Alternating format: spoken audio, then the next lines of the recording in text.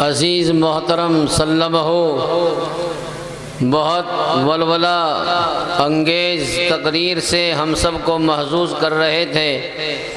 آپ حضرات نے ان کو محبتوں سے نوازا۔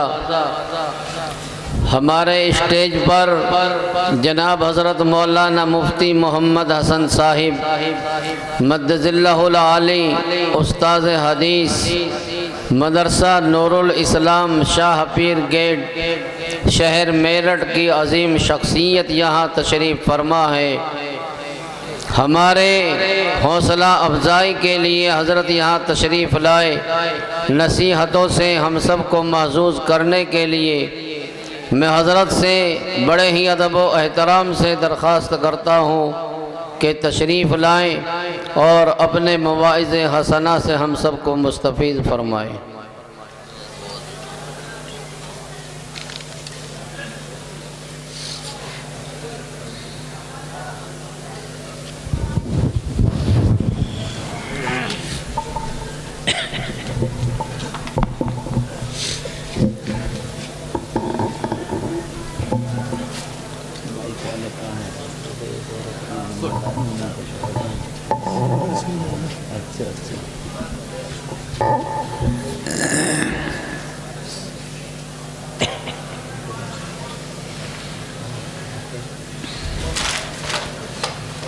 الحمد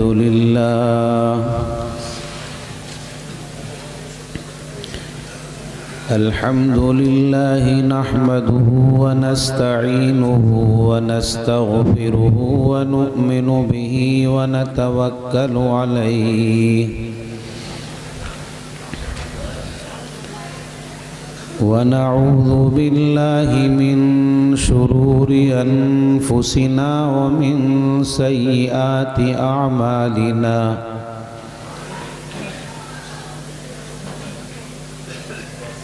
من يهده الله فلا مضل له ومن يضلله فلا هادي له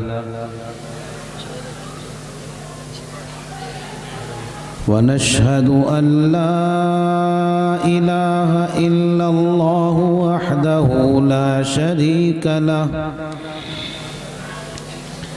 ونشهد أن سيدنا وسندنا وحبيبنا وشفيعنا ونبينا ومولانا محمدا عبده ورسوله صلى الله تعالى عليه وعلى آله وأصحابه وأزواجه وذرياته وسلم تسليما كثيرا كثيرا وداعيا إلى الله بإذنه وسراجا منيرا أما بعد فأعوذ بالله من الشيطان الرجيم بسم الله الرحمن الرحيم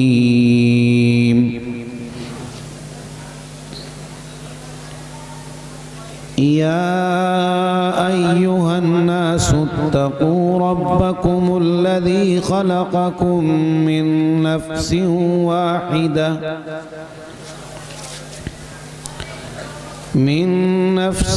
واحدة وخلق منها زوجها وبث منهما رجالا كثيرا ونساء واتقوا الله الذي تساءلون به والأرحام إن الله كان عليكم رقيبا وقال النبي صلى الله تعالى عليه وسلم يا معشر الشباب من استطاع منكم الباءة فليتزوج فإنه أغض للبصر وأحصن للفرج صدق الله وصدق رسوله النبي الكريم رب اشرح لي صدري ويسر لي أمري واحلل عقدة من لساني يفقه قولي رب زدني علما اللهم صل على سيدنا محمد وعلى آل سيدنا محمد وبارك وسلم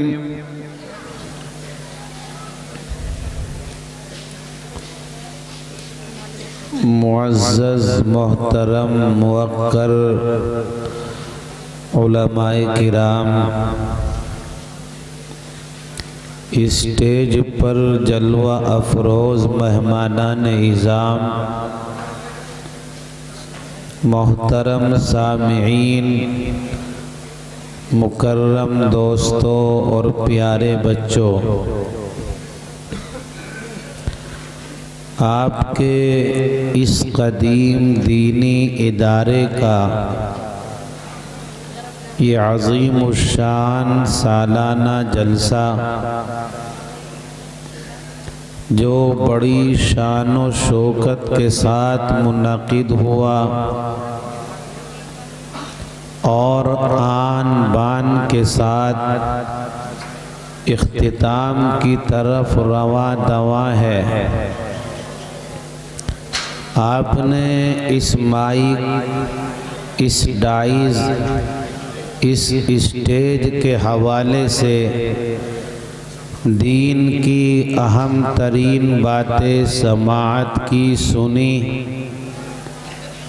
اور اب ایسا لگتا ہے کہ آپ اتنا سن چکے ہیں کہ آپ کی میموری بھر چکی ہے۔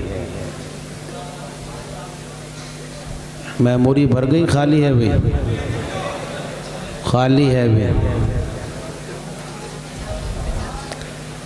ہاں بھئی، اگر میموری بھر جائے تو پھر کچھ اس کے اندر سما نہیں پاتا، اگر خالی ہے تو کچھ آپ کے سامنے کہا جائے۔ برادران اسلام، میں نے آپ کے سامنے قرآن کریم کی ایک آیت کریمہ پڑھی ہے۔ یہ ان آیات میں سے ایک آیت ہے جس کو نکاح کے خطبے میں ہر خطیب، ہر امام، ہر عالم جب نکاح پڑھاتا ہے تو مختلف قرآنی آیتیں پڑھتا ہے۔ ان میں ایک آیت یہ بھی ہے جو آپ کے سامنے پڑھی گئی ہے، اور قرآنی ان آیات کا پڑھنا احادیث سے ثابت ہے۔ اللہ کے نبی علیہ السلام خطبہ نکاح پڑھتے تھے تو اللہ کے نبی علیہ السلام بھی قرآنی مختلف آیتوں کی تلاوت فرماتے تھے۔ ان میں سے ایک آیت یہ بھی ہے جو آپ کے سامنے پڑھی گئی ہے۔ اللہ تبارک و تعالی نے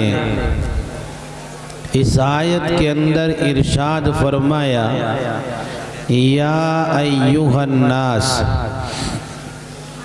اے لوگو۔ لفظ الناس کے اندر ہر انسان داخل ہے، چاہے کسی بھی مذہب کا ماننے والا ہو، کسی بھی علاقے کا رہنے والا ہو، کسی بھی رنگ اور نسل سے تعلق رکھتا ہو، کسی بھی جگہ سے تعلق رکھتا ہو، ہر انسان لفظ الناس کے اندر داخل ہے۔ اللہ تعالیٰ فرماتا ہے، یا ایہا الناس، اے لوگو۔ اپنے اس رب سے ڈرو، اس پروردگار سے ڈرو جس رب نے تم سب کو ایک جان سے پیدا کیا ہے۔ خلقکم من نفس واحدہ، تمام انسانوں کو ایک جان سے اللہ نے بنایا۔ وَخَلَقَ مِنْهَا زَوْجَهَا، اور اسی ایک جان سے، اسی ایک نفس سے اللہ عز و جل نے اس کا جوڑا، اس کی بیوی کو پیدا کیا۔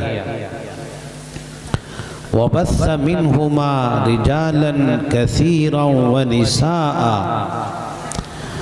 اور ان دونوں سے اللہ پاک نے بہت سے مردوں کو پھیلایا، بہت سی عورتوں کو پھیلایا۔ عزیزان گرامی، یہ جو اللہ تبارک و تعالی نے تخلیق انسانی فرمائی ہے، اور انسان کو جو اللہ نے وجود دیا ہے، اس کے کئی طریقے رہے، کئی انداز رہے، کئی طرح سے اللہ پاک نے اس انسان کو وجود دیا۔ تخلیق انسان کے طریقوں میں 3 طریقے خاص ہیں، ایک طریقہ عام ہے۔ 3 طریقے خاص اور ایک طریقہ عام اللہ تبارک و تعالی نے حضرت آدم علیہ السلام کو خاص طریقے پر پیدا فرمایا، اور وہ خاص طریقہ یہ ہے کہ آدم کے وجود کے لیے نہ تو کسی مرد کو استعمال کیا گیا، نہ کسی عورت کو استعمال کیا گیا۔ حضرت آدم کو اللہ پاک نے وجود دیا بغیر باپ کے اور بغیر ماں کے، اس لیے کہ آدم سے پہلے کوئی فرد بشر تھا ہی نہیں کہ اسے باپ بنایا جاتا، کوئی فرد بشر صنف نازک کی صورت میں تھی ہی نہیں کہ اسے ماں بنایا جاتا۔ اللہ تبارک و تعالی نے مختلف کلر اور رنگ اور مختلف جگہوں کی مٹیوں کو لیا، اور مختلف قسم کے پانیوں سے اس کا خمیر تیار کیا۔ مختلف قسم کی مٹیاں ہیں، جن میں کالے کلر کی مٹی بھی ہے، سرخ رنگ کی مٹی بھی ہے، سفید رنگ کی مٹی بھی ہے، نرم مٹی بھی ہے، سخت مٹی بھی ہے۔ اسی طرح سے مختلف قسم کے پانی اللہ پاک نے اس کے ذریعے آٹا گوندھا، خمیر تیار کیا، اور آدم کا مجسمہ بنا کر اس کے اندر جان ڈال دی، روح ڈال دی، آدم کو وجود مل گیا۔ آج بڑا مسئلہ اٹھا ہوا ہے کہ سب سے پہلا انسان کون تھا؟ ہندوستان کے اندر واویلا مچا ہوا ہے، یہی وہ انسان ہے جو سب سے پہلا ہے، اللہ پاک نے جسے بنایا اور جسے آدم کہا جاتا ہے۔ آدم علیہ السلام کو اللہ پاک نے اپنے مخصوص تخلیق کے ذریعے سے اور مخلوق تخلیق کے طریقے سے وجود دیا۔ آدم علیہ السلام کو وجود مل گیا۔ اب آدم ہی کی ذات سے اللہ پاک نے اس کا جوڑا، اس کی بیوی جسے ہم اور آپ حوا کے نام سے جانتے ہیں، اماں حوا کہہ کر یاد کرتے ہیں، حضرت حوا کو اللہ پاک نے آدم ہی کے ذریعے سے وجود دیا ہے. تفصیل کا موقع نہیں کہ کس انداز سے حوا کو پیدا کیا گیا ہے. قرآن کہتا ہے وَخَلَقَ مِنْهَا زَوْجَهَا، اور اسی ایک فرد بشر سے اللہ پاک نے اس کے جوڑے کو بنایا ہے. حضرت آدم کو اللہ نے پیدا کیا، وہاں نہ کوئی باپ ہے نہ کوئی ماں ہے. حضرت حوا رضی اللہ عنہا کو اللہ نے پیدا کیا، وہاں باپ آدم تو موجود ہیں مگر عورت کوئی نہیں کہ جس کو ماں بنایا جا سکے. بغیر ماں کے اللہ پاک نے حضرت حوا کو وجود دیا.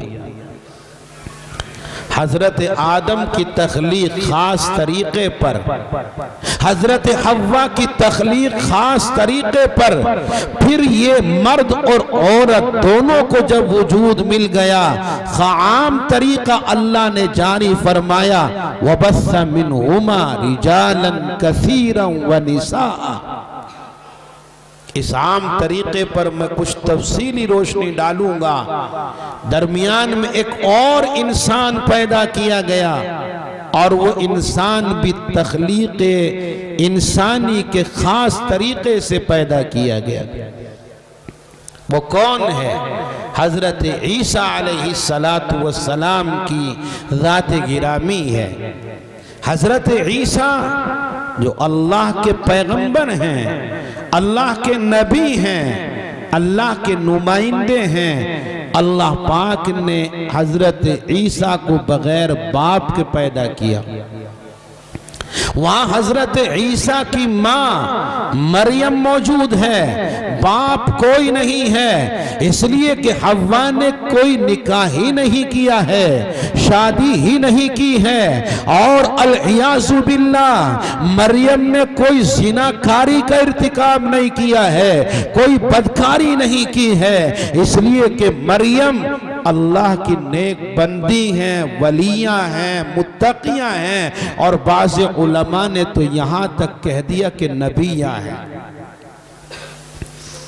حضرت مریم رضی اللہ عنہا ایک نیک صفت انسان اور عفیفہ اور صدیقہ محترمہ مقدسہ خاتون، انہوں نے زنا کا ارتکاب نہیں کیا. بیت المقدس کے ایک امام تھے حضرت عمران، ان کی لخت جگر، ان کی نور نظر ہے. حضرت عمران کی اہلیہ حمل سے تھی، امید سے تھی کہ حضرت عمران کا انتقال ہو گیا، دنیا سے چلے گئے.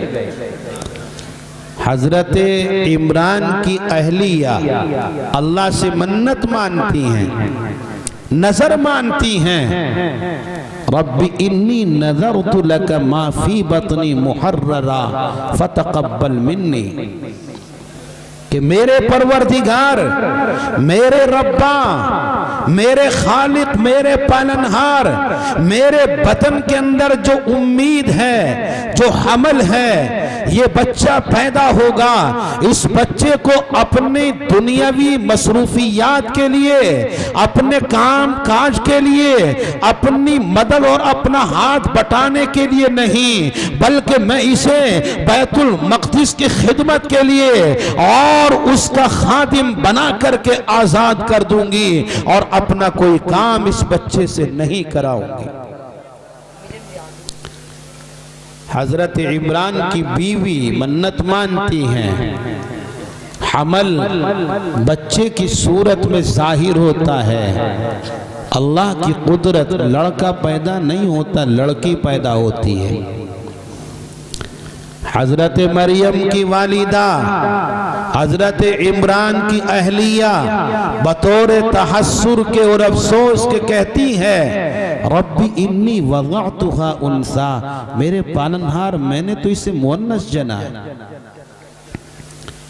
میں اپنی منت کو کیسے پورا کروں، کیسے اپنی نظر کو پورا کروں؟ اس لیے کہ یہ اس دور کی بات ہے، یہ اس زمانے کی بات ہے جس زمانے کے اندر عبادت خانوں کے لیے اور جہاں اللہ اللہ کی جاتی ہے ان مقامات کے لیے عورتوں کو خادمہ بنا کر نہیں چھوڑا جاتا تھا، عورتوں کو آزاد نہیں کیا جاتا تھا، مرد حضرات کو آزاد کیا جاتا تھا، مرد حضرات کو خادم بنایا جاتا تھا۔ حضرت مریم کی والدہ بطور تحسر کے کہتی ہیں رب انی وضعتها انثی، میرے پالنہار میں نے تو اس کو مؤنث جنا ہے، میری منت کیسے پوری ہوگی، میں اپنی نظر کو کیسے پوری کروں؟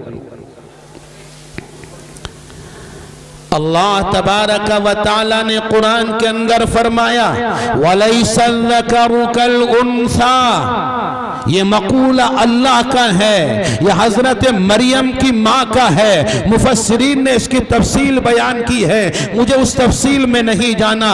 اللہ فرماتا ہے لَيْسَ الذَّكَرُ كَالْأُنثَى، مذکر مؤنث کے مانند نہ ہوتا۔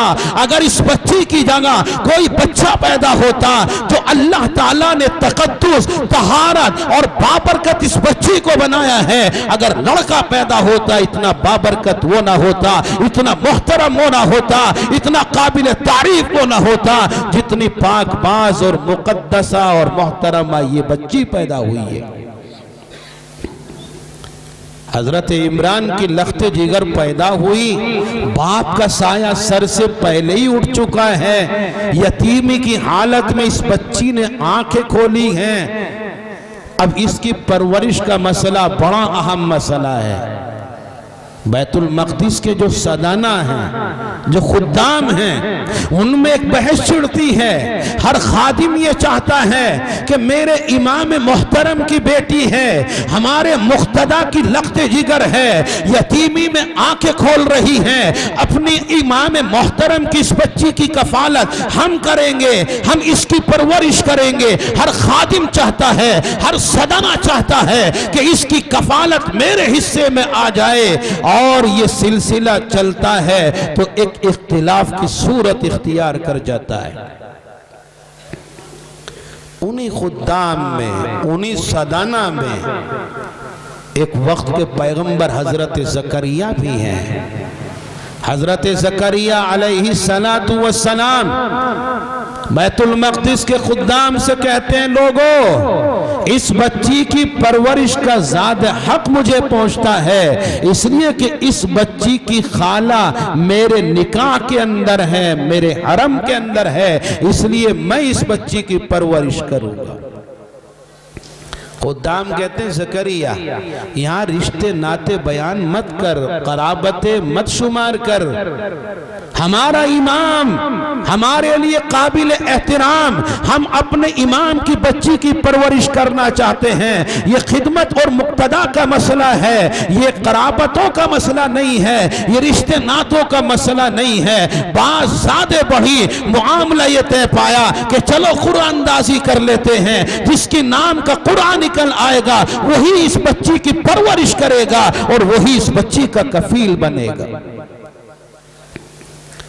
بیت المقدس کے اندر وہ خاص قلم رکھے ہوئے تھے جن قلموں کو تورات کے لکھنے کے لیے استعمال کیا گیا تھا۔ تورات کو جن قلموں سے لکھا گیا تھا وہ قلم بیت المقدس کے اندر موجود تھے۔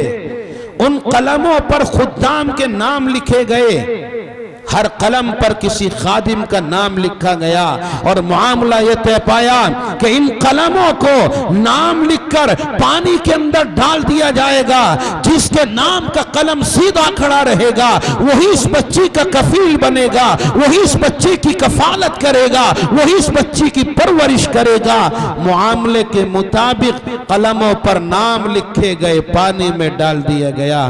اللہ کی قدرت، کسی کے نام کا قلم سجدے میں پڑا ہے، کسی کے نام کا قلم رکوع میں پڑا ہے، تنہا حضرت زکریا کا قلم ہے جو قیام کی صورت میں کھڑا ہوا ہے، اور کھڑا ہے پانی کے اندر، نہ رکوع میں پڑا ہے نہ سجدے میں گرا ہے۔ معاملے کے مطابق اس بچی کی پرورش حضرت زکریا کے حوالے کر دی گئی۔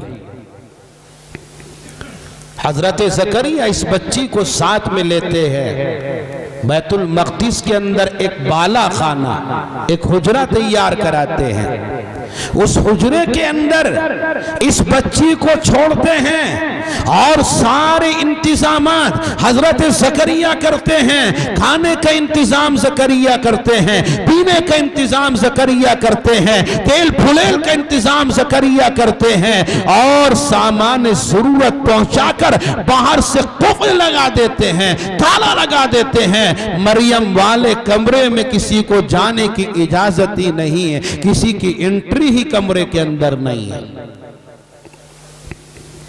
ایک مرتبہ حضرت زکریا علیہ السلام مریم کے حجرے میں داخل ہوئے، بالا خانے میں پہنچے تو دیکھا کہ مریم کے پاس بے موسم پھل رکھے ہوئے، بے موسم پھل رکھے ہوئے ہیں۔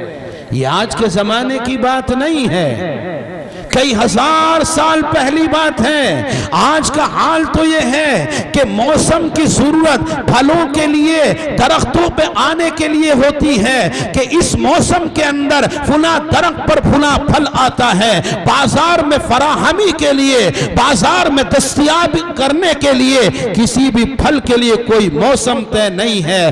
آپ کوئی بھی موسم کا پھل کسی بھی وقت میں آپ حاصل کر سکتے ہیں۔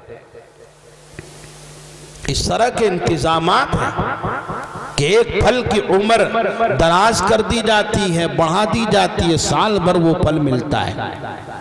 یہ بات الگ ہے کہ رت کا پھل ہوتا ہے، موسم کا پھل ہوتا ہے۔ رت کے معنی بھی موسم کے آتے ہیں، فصل کے آتے ہیں۔ ہم باری علماء نے پڑھی ہے، رت کو لکھیں فصل و موسم جان لو، 7 دن ہفتہ ہے عشرہ 10 گنو، اب کا سال امسال آج امروز جان، کل جو دن آوے گا فردا اس کو مان۔ رت کا موسم، رت کا پھل ہوتا ہے، موسم کا پھل ہوتا ہے، تو ملنا عام سی بات ہوتی ہے۔ ابھی آم کا موسم آیا چاہتا ہے، آم کا موسم ہوگا، آم کا درختوں پر آنا ہوگا، تو حال یہ ہوگا کہ ہر جگہ، ہر بستی میں، ہر ٹھیلی پر، سائیکل پر، تانگوں میں، بگی میں، ٹریکٹروں میں آم آپ کو دستیاب ہوتا ہوا نظر آئے گا۔ مگر جب یہ آم خاص ہو جاتا ہے، بازار میں ملتا تب بھی ہے مگر خاص دکانوں پر، مخصوص علاقوں کے اندر، تو یہ اس دور کی بات ہے جب اس طرح کے انتظامات نہیں تھے۔ حضرت زکریا نے دیکھا بے موسم پھل رکھے ہوئے ہیں۔ حضرت زکریا نے پوچھا انا لکی ھذا، انا لکی ھذا، مریم یہ پھل آئے کہاں سے، کون لے کر کے آیا؟ اولاً میرے علاوہ اس بالا خانے کے اندر، اس حجرے کے اندر، اس کمرے کے اندر کسی کی انٹری نہیں ہے، کسی کو آنے کی اجازت نہیں ہے، اور اگر کوئی لے کر بھی آئے، کوئی داخل بھی ہو تو وہی پھل لا سکتا ہے جو بازار میں دستیاب ہوتا ہو، بازار میں فراہم ہوتا ہو، بازار میں جو پھل بکتا ہو وہی پھل لایا جا سکتا ہے۔ یہ بے موسم پھل کہاں سے آئے؟ حضرت مریم حضرت زکریا کے سوال پر جواب دیتی ہیں، قالت ہوا من عند اللہ، اللہ کی طرف سے بھیجے جا رہے ہیں۔ بے موسم اللہ اتار رہا ہے ان پھلوں کو، جنت سے اللہ نعمتوں کو نازل کر رہا ہے۔ قرآن کہتا ہے یہی وہ موقع ہے کہ حضرت زکریا نے مریم کے بالا خانے کے اندر بے موسم کے پھل دیکھے۔ آم کا موسم نہیں ہے، آم کو دیکھا، سیب کا موسم نہیں ہے، سیب کو دیکھا، انار کا موسم نہیں ہے، انار کو دیکھا، تربوز کا موسم نہیں ہے، تربوز کو دیکھا۔ حضرت زکریا نے دیکھا کہ بے موسم پھل اللہ حضرت مریم کے لیے اتار رہا ہے۔ قرآن کہتا ہے ہنالک دعا زکریا ربہ، یہی وہ مقام ہے کہ حضرت زکریا نے بھی انگڑائیاں لینے شروع کر دی۔ کیا انگڑائیاں؟ حضرت زکریا نے دیکھا، یقین تھا، عقیدہ تھا کہ اللہ ہر چیز پر قدرت رکھتا ہے، اللہ قادر مطلق ہے۔ حضرت زکریا کا عقیدہ کمزور نہیں تھا، عقیدے کے اندر تزلزل نہیں تھا، عقیدے کے اندر ڈگمگاہٹ نہیں تھی۔ وقت کا پیغمبر ہے، اور وقت کا پیغمبر جتنا مضبوط عقیدے والا ہوگا، جتنا یقین کامل وقت کے پیغمبر کو ہوگا، کسی امتی کو اتنا مضبوط یقین نہیں ہو سکتا۔ اللہ کے پیغمبر ہے، اللہ کی ذات پر انہیں یقین کامل ہے کہ اللہ ہر چیز پر اور ہر وقت قدرت رکھتا ہے، مگر اس قدرت کی کرشمہ سازی کو اپنی نگاہوں سے نہیں دیکھا تھا۔ آج مریم کے کمرے میں داخل ہوئے تو اللہ کی قدرت کی کرشمہ سازی کو دیکھا، اللہ کی قدرت کو دیکھا کہ اللہ عز و جل بے موسم پھل عطا کرنے پر قدرت اس طرح سے رکھتا ہے اور اس طرح عطا کرتا ہے۔ حضرت زکریا نے بھی اللہ سے بے موسم پھل مانگ لیا کہ الہا تو مریم کو بے موسم پھل دے رہا ہے، مجھے بھی بے موسم پھل دے دے۔ مگر زکریا کے لیے جو پھل مانگا گیا، زکریا نے جو پھل مانگا وہ تربوز اور کیلا نہیں تھا، وہ آم اور انار نہیں تھا۔ قرآن کہتا ہے ہنالک دعا زکریا ربا قال رب هب لي من لدنك ذرية طیبہ۔ حضرت زکریا اپنے خالق اور مالک کے سامنے دست سوال دراز کرتے ہیں اور یوں کہتے ہیں رب هب لي من لدنك ذرية طیبہ، میرے پروردگار اپنی جانب سے مجھے پاکیزہ ذریت عطا فرما، اولاد عطا فرما۔ اب سوال یہ کہ بے موسم کیوں؟ موسم کیوں نہیں ہے اولاد کا؟ مفسرین نے لکھا ہے زکریا کی عمر تقریباً 120 سال کی ہو چکی ہے، اور اس وقت میں بچے پیدا ہوتے ہیں۔ ارے بچے کی تولد کے لیے ایک موسم ہوتا ہے، ایک دور ہوتا ہے۔ بوڑھے کھوسٹ عورت کے یہاں اور بوڑھے کھوسٹ مرد کے یہاں بچہ پیدا ہو ایسا نہیں ہوا کرتا۔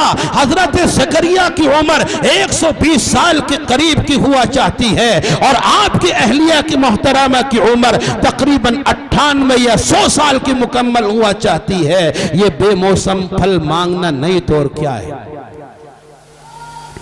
بے موسم پھل مانگا، اولاد کا مطالبہ کیا اور بڑی سمجھداری سے مطالبہ کیا۔ سورہ مریم کے اندر اللہ فرماتا ہے کاف ہا یا عین صاد ذکر رحمت ربک عبدہ زکریا اذ نادا ربہ نداء خفیا۔ جس وقت کے زکریا نے اپنے رب سے مانگا، اپنے رب کو پکارا آہستگی کے ساتھ، حضرت زکریا نے اپنے خالق سے، اپنے مالک سے، اپنے پالنہار سے جو بے موسم اولاد مانگی ہے، بے موسم پھل کا مطالبہ کیا ہے، آہستگی کے ساتھ کیا ہے، چپکے سے کیا ہے۔ حکیم الامت مجدد الملت مولانا اشرف علی تھانوی علیہ الرحمہ لکھتے ہیں کہ حضرت زکریا اولاد مانگ رہے ہیں، چپکے سے مانگ رہے ہیں، آہستگی کے ساتھ مانگ رہے ہیں۔ اس کی وجہ یہ ہے کہ حضرت زکریا جانتے ہیں میں اولاد مانگوں گا اور میری زبان سے نکلے ہوئے جملے لوگ سنیں گے تو لوگ یوں کہیں گے دیکھو اسے بوڑھے کو شرم نہیں آ رہی ہے، قبر میں پیر لٹکنا چاہتے ہیں، مرنے کے لیے تیار بیٹھا اور اولاد مانگ رہا ہے اللہ سے۔ اس لیے دعا مانگی، اولاد مانگی، چپکے سے مانگی۔ وہ اللہ، وہ خلاق کائنات جو ہر کسی کو اولاد دیتا ہے، جب چاہے تب دیتا ہے، جو چاہے وہ دیتا ہے، اللہ ہی کے اختیار میں ہے۔ لڑکا دینے والا وہی ہے، لڑکی دینے والا وہی ہے۔ چاہے تو اپنے خلاق، اپنے محبوب اور نبی اکرم صلی اللہ علیہ وسلم کی چہیتی زوجہ محترمہ اور آپ کی رفیق حیات، صدیق حیات حضرت عائشہ کی گود کو خالی کر دے اور خالی رکھے، اور جب چاہے جسے چاہے لڑکا دے دے اور جسے چاہے لڑکی دے دے۔ یہ اولاد آستانوں سے نہیں ملتی، बाबाओं के यहाँ से नहीं मिलती, चादरें चढ़ाने से नहीं मिलती। यहबु लिमन यशाउ इनासा व यहबु लिमन यशाउ ज़ुकूर, ये इख्तियार उसी के हाथ में है। खल्लाक़ कायनात ने औलाद देने का इख्तियार न किसी नबी को दिया है, न किसी वली को दिया है, न किसी कुतुब को दिया है, न किसी अब्दाल को दिया है। अगर ये इख्तियार होता ताजदार मदीना को होता, महबूब मुस्तफ़ा को होता, और जिसके तुफैल में अल्लाह ने सारी इस कायनात को बनाया है। ये ज़मीन है, मेरे नबी का तुफैल है, मेरे नबी का सदका है। आसमान है, मेरे नबी का सदका है। शम्स व कमर है, मेरे नबी का सदका है। शजर व हजर है, मेरे नबी का सदका है। सारा का सारा आलम, सारी की सारी कायनात मेरे नबी का सदका है। हर हर नबी नबी का सदका है, हर हर रसूल मेरे मुस्तफ़ा का सदका है। अर्श कुर्सी मेरे मुस्तफ़ा का सदका है, लोह कलम मेरे मुस्तफ़ा का सदका है। खालिक के अलावा मखलूक़ात जितनी भी हैं, हर हर चीज़ का वजूद मेरे मुस्तफ़ा का सदका है।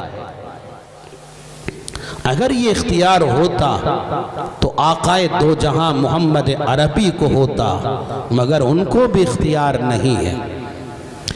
अल्लाह ताला ने हजरत ज़करिया की दुआ को कबूलियत से सरफराज फरमाया, और वो खालिक, वो मालिक, वो अल्लाह, वो पालनहार जिसने मरियम के लिए जन्नत से बेमौसम के फल उतारे थे। अल्लाह तबारक व तआला ने तख्लीक़ इंसानी के 3 ख़ास तरीक़े, जिनका मैंने आपके सामने तज़किरा किया। हज़रत आदम को बग़ैर माँ और बाप के पैदा किया, हज़रत हव्वा को बग़ैर बाप बग़ैर माँ के वजूद दिया, और हज़रत ईसा जिनके बारे में गुफ्तगू चल रही थी, हज़रत मरियम अलैहिस्सलाम के लख्ते जिगर हैं। और हज़रत मरियम बड़ी मुबारक और अफ़ीफ़ा पाकबाज़ औरत हैं। अल्लाह तबारक व तआला ने जिब्राईल अमीन को भेजा, और जिब्राईल अमीन ने हज़रत मरियम के गिरबान के अंदर फूंक मारी, उससे हमल करार पाया और बच्चे का तवल्लुद हुआ।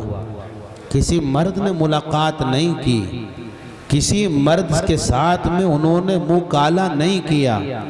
अल्लाह ताला ने ख़ास तरीक़े पर हज़रत ईसा को पैदा किया। हज़रत मरियम रज़ी अल्लाहु अन्हा हज़रत ईसा को लेकर अपने ख़ानदान में, अपने कबीले में आई। लोगों ने देखा कि गोद में बच्चा है, शादी हुई नहीं, गोद में बच्चा है, निकाह हुआ नहीं। लोगों ने हैरत से, अफसोस से तरह तरह के जुमले बोले। कुरान ने एक जुमला नकल किया है। कुरान कहता है, लोगों ने कहा, या उख्त हारून मा कान अबूकी इम्रअ सऊ व मा कानत उम्मुकी बगिया। हाय, ये तूने क्या किया मरियम, तेरा बाप ऐसा नहीं था कि वो बदकार हो, तेरी माँ ऐसी नहीं थी कि वो जानिया और जिनाकारी करने वाली हो। ये कहाँ से तू हराम के नतीजे में बच्चा लेकर के आई। लोगों ने उंगलियां उठाई। हज़रत मरियम के किरदार को मिटाना चाहा, उनको तोहमत लगानी चाहिए। हज़रत मरियम ने कह दिया कि मैंने तो मन्नत मानी, मैं किसी से बोलूँगी ही नहीं, मैंने तो चुप रहने का रोज़ा रख लिया, मन्नत मान ली। फिर कौन बताए, कौन जवाब दे। हज़रत मरियम ने बच्चे की तरफ इशारा किया कि इस बच्चे से पूछो कि हलाली है कि हरामी है, जिनाकारी के नतीजे में आया है। ये अल्लाह ने कुदरत की करिश्मा साजी को दिखाकर इस बच्चे को भेजा है। फाशारत इलैहि, हज़रत मरियम ने बच्चे की तरफ इशारा किया। ख़ानदान वाले, कबीले वाले, घराने वाले, जिनका पहले से पारा चढ़ा हुआ था, उसका और आसमान पर चढ़ गया। कहने लगे कि एक तो हराम कारी करके आई है, जिनाकारी करके आई है, हम पूछते बच्चा कहाँ से आया, कैसे आया, तो हमारे साथ मजाक भी करती है, कहती है बच्चे से पूछो। कैफ नुकल्लिमु मन कान फिल महदि सबिया। वो बच्चा जो भी गहवारे के अंदर पड़ा है, वो बच्चा जो अभी दूध पीता बच्चा है, वो बच्चा जो पालने के खेलने की उम्र का बच्चा है, उस बच्चे से हम पूछे कि कहाँ से आया है बता, हलाली है कि हरामी है बता, वो बच्चे कैसे जवाब देगा, हम उससे कैसे पूछेंगे। अभी ये आपस में बातें कर ही रहे थे, अल्लाह तबारक व तआला ने उस गहवारे में पड़े हुए बच्चे को गोया अता फरमाई, जिस उम्र के अंदर कोई बच्चा बोलता नहीं, जवाब नहीं देता, अल्लाह पाक ने गोयाई की ताकत अता फरमाई और वो बच्चा कहता है क़ाल इन्नी अब्दुल्लाह, मैं अल्लाह का बंदा हूं। और साथ साथ वजाहत भी फरमाई कि तुम जैसा पाखंडी नहीं हो, तुम जैसा लपाटी नहीं हो, तुम जैसा तोहमत लगाने वाला नहीं हो। इन्नी अब्दुल्लाह आतानियल किताब वजअलनी नबिया, अल्लाह पाक ने मुझे किताब दी है, अल्लाह ने मुझे नबी बना करके भेजा है। मैं कोई आम इंसान नहीं हूँ, आम अल्लाह का बंदा नहीं हूँ, बल्कि खास बंदा हूँ। ये है हजरत ईसा जो अल्लाह पाक ने तीसरे खास तरीक़े तख्लीक से जिनको वजूद दिया है। यहाँ मरियम माँ मौजूद है मगर बाप कोई नहीं है। हजरत आदम को वजूद मिला खास तरीके पर, हव्वा को वजूद मिला खास तरीके पर, हजरत ईसा को वजूद मिला खास तरीके पर। इसके अलावा जितने इंसान हैं, खा वो नबी हो, वली हो, कुतुब हो, अब्दाल हो, हाकिम हो या महकूम हो, काले हो या गोरे हो, जितने भी इंसान अल्लाह ने पैदा किए हैं उनका तरीक़ा तख्लीक आम है। अल्लाह पाक उसी को बयान फरमाता है वबस्स मिनहुमा रिजालन कसीरन व निसाआ। आम तरीका ये है कि मर्द और औरत आपस में मिलते हैं, अल्लाह का हुक्म करार पाता है, बच्चा वजूद में आता है। अफजाइश नस्ल का ये आम तरीका अल्लाह ने जारी फरमाया। मर्द और औरत आपस में मिले, उसके दो तरीके हैं, एक तरीका हलाल है, दूसरा तरीका हराम है। एक तरीका शरई है, एक तरीका गैर शरई है, एक तरीका फितरी है, एक तरीका गैर फितरी है। मियाँ बीवी मर्द और औरत अगर निकाह के जरिए मिले, शादी के बाद मिले, ये तरीका हलाल है, ये तरीका शरई है, ये तरीका फितरी है। और बगैर निकाह के बगैर शादी के कोई मर्द और औरत बाहम मुख्तलित हो, बाहम मिलाप करें तो ये तरीका हराम है, ये तरीका गैर शरई है और ये तरीका गैर फितरी करार दिया गया। अफजाइश नस्ल के लिए अल्लाह पाक ने जो तरीका जारी फरमाया वो हलाल तरीका है, हराम तरीका उसके लिए मुफीद और कारगर साबित नहीं हो सकता था। क्यों? इसलिए कि हराम तरीके के नतीजे में, गैर शरई मिलाप के तरीके में, उसके अंदर जो मोहब्बत होती है, उसके अंदर जो प्यार होता है, उसके अंदर लगाव होता है, उस प्यार के अंदर, मोहब्बत के अंदर ठहराव और टिकाव नहीं होता। उस मोहब्बत और प्यार की बुनियाद कभी माल होती है, कभी हुस्न जमाल होती है, कभी उसकी बुनियाद शबाब और जवानी होती है। आदमी हराम मोहब्बत आपस में कायम करे, कभी माल की बुनियाद पर करेगा, कभी हुस्न जमाल की बुनियाद पर करेगा और कभी शबाब और जवानी की बुनियाद पर करेगा। आप देखें अपने उर्फ के अंदर जो ये हराम मिलाप होते हैं, ये जो जिनाकारी और बदकारी के ताल्लुकात होते हैं, अगर इसकी बुनियाद माल है, माल खत्म हो जाए तो मोहब्बत नफरत में बदल जाती है, मोहब्बत अदावत में बदल जाती है। अगर इसकी बुनियाद शबाब और जवानी हो, शबाब खत्म हो जाए, जवानी खत्म हो जाए तो वही प्यार, वही मोहब्बत नफरत में तब्दील हो जाता है। अगर इसकी बुनियाद हुस्न जमाल हो, हुस्न जमाल खत्म हो जाए, खूबसूरती खत्म हो जाए तो मोहब्बत भी खत्म हो जाती है। ایسا طریقہ جس طریقے کے اندر محبت اور پیار میں ٹکاؤ نہ ہو، افزائش نسل کے لیے، نسل انسانی کو پروان چڑھانے کے لیے وہ طریقہ مفید اور کارگر ثابت نہیں ہو سکتا تھا۔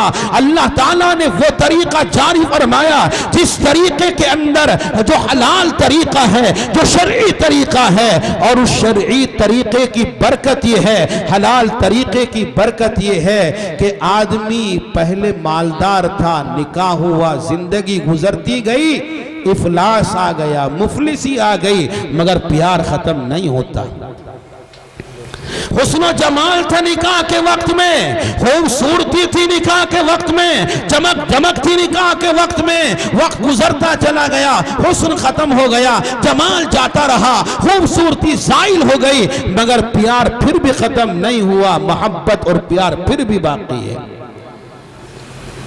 شادی ہوئی تھی، نکاح ہوا تو شباب تھا، جوانی تھی، جوانی ختم ہو گئی، جوانی کے ختم ہونے سے پیار ختم نہیں ہوتا بلکہ پیار باقی رہتا، اور بسا اوقات پیار اور محبت جوانوں سے کہیں زیادہ بوڑھوں کے اندر ہوتا ہے۔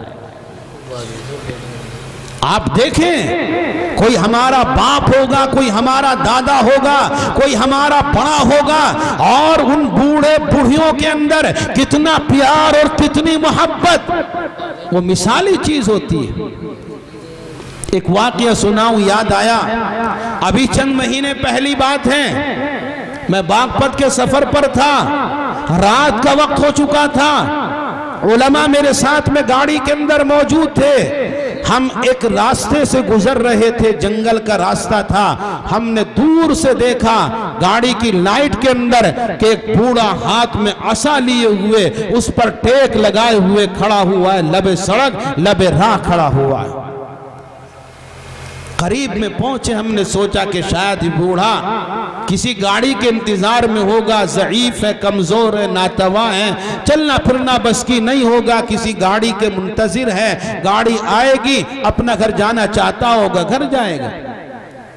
ہم نے ڈرائیور صاحب سے کہا کہ آپ گاڑی روکیں، ڈرائیور نے گاڑی روکی، ہم نے پوچھا ابا جان کیا کسی سواری کا انتظار ہے؟ اپنی زبان میں بوڑھے نے جواب دیا کہ ہاں، مولوی صاحب سوچ رہا تھا کوئی پھٹ پھٹ موٹر سائیکل آ جاتی تو اس پہ بیٹھ کے گھر چلا جاتا، اپنے انداز میں جواب دیا۔ ہم نے کہا ابا جان آپ کی سواری آ چکی ہے، آپ تشریف رکھیں، آپ ہمارے ساتھ چلیں، ہم آپ کو آپ کے گھر تک چھوڑ دیں گے۔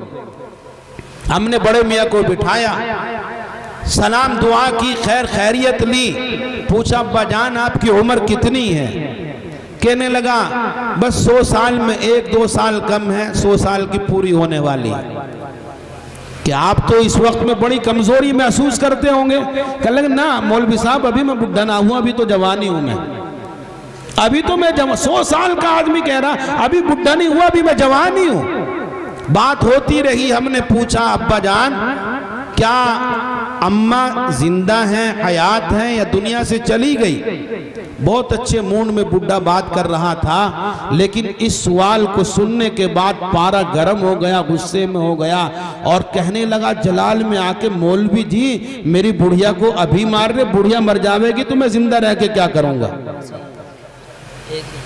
آپ دیکھ رہے ہیں 100 سال کا بوڑھا ہے، یہ شرعی طریقے کی برکت ہے، یہ حلال طریقے کی برکت ہے کہ محبت جوانوں سے کہیں زیادہ ان کے اندر موجود ہوتی ہے۔ اللہ تبارک و تعالی نے اسی شرعی طریقے کو، حلال طریقے کو افزائش نسل کے لیے جاری فرمایا، اور اسی کے بارے میں قرآن میں کہا گیا فَانْكِحُوا مَا طَابَ لَكُم مِّنَ النِّسَاءِ۔ اب ترجمے کا بھی موقع نہیں، تفسیر کا بھی موقع نہیں، اللہ کے نبی نے اسی شرعی طریقے کے تعلق سے فرمایا یا معشر الشباب، میں نے خطبے کے اندر یہ حدیث آپ کے سامنے پیش کی تھی، یا معشر الشباب، اے نوجوانوں کی جماعت، من استطاع منکم الباء، تم میں سے جس انسان کے اندر طاقت ہو، ہمت ہو، فلیتزوج، چاہیے کہ وہ شادی کرے۔ شادی کا فائدہ میرے مصطفیٰ نے، ہم سب کے آقا نے فرمایا فَإِنَّهُ أَغَضُّ لِلْبَصَرِ وَأَحْسَنُ لِلْفَرْجِ۔ الفرج کہ جب آدمی وقت پر شادی کر لے گا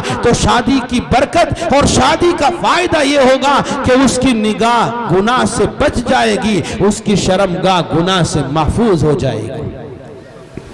میرے بھائیوں، نکاح کا حکم اس حدیث کے اندر دیا گیا۔ آج نکاح جو اللہ کی نگاہ میں اور میرے مصطفیٰ کی نگاہ میں ایک ثواب والا عمل تھا، ایک عبادت والا کام تھا، آج ہم نے اسے تجارت بنا کر کے رکھ دیا ہے۔ آج اسے ہم نے رواج اور خرافات کا مجموعہ بنا کر کے رکھ دیا ہے۔ میرے مصطفیٰ نے فرمایا تھا ان اعظم النکاح برکہ ایسرہ مؤونہ، کہ سب سے بہترین عظمت کے اعتبار سے، برکت کے اعتبار سے سب سے عظیم نکاح وہ ہے جو بوجھ کے اعتبار سے ہلکا ہو۔ آج ہم نے رسومات اور خرافات سے اتنا بھاری نکاحوں کو بنا دیا ہے کہ زناکاری آسان ہو گئی اور نکاح مشکل بن گئے ہیں۔ یہ تو ابھی تمہید تھی، اصل مجھے اس موضوع پر بات کرنی تھی۔ میرے بھائیوں، شریعت اور سنت کے مطابق اپنے نکاحوں کو کرو، شادی کا انجام دو، رسومات اور خرافات سے اپنے آپ کو بچاؤ۔ مضمون ابھی باقی ہے، پھر کبھی موقع ملا اللہ تبارک و تعالی ہم سبوں کو شریعت کی پابندی کرنے کی توفیق نصیب فرمائے۔ وآخر دعوانا ان الحمدللہ رب العالمین۔